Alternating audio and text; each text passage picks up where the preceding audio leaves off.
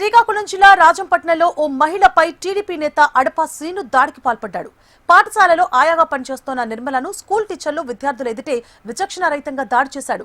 మహిళ కేకలు పెట్టడంతో పాఠశాల టీచర్లు ఆసుపత్రికి తరలించారు. ఘటనపై పోలీసులు కేసు నమోదు చేసి దర్యాప్తు చేస్తున్నారు. స్వీపర్గా వర్క్ చేస్తున్న నిర్మల అనే ఒక మహిళపై వరుసకు అన్నయ్య అవుతాడు. వాళ్ళ గ్రామానికి చెందిన శ్రీను అనే ఒక వ్యక్తి దాడి చేయడం అనేది జరిగింది.